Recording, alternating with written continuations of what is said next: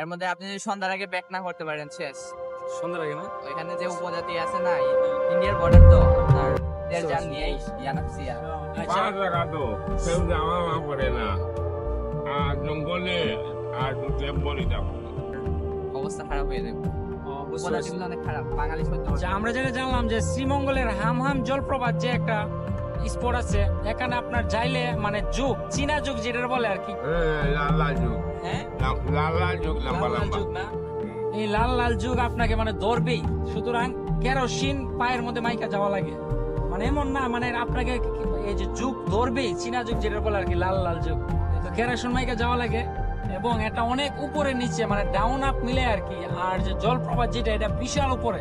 তো আমরা এই জলপ্রপাত এর বিষয়ে জানলাম যে এখানে এক ছোট ভাই আছে, তো শ্রীমঙ্গল তার বাড়ি, তার কাছ থেকে জানলাম। তো অবশ্যই একদিন আমরা যাব এবং আপনাদেরকে দেখানোর চেষ্টা করব। আর এখন আমরা আছি জাফলনের পথে, জাফলনের পথে। আর আসলে আমরা যেদিকে যাই এইদিকে মানুষের সাথে একটা আন্তরিকতা সৃষ্টি হই, এবং এই যে সবাই একটা পরিবারের মতো।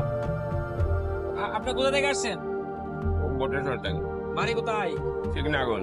শিকনাগোল না? ও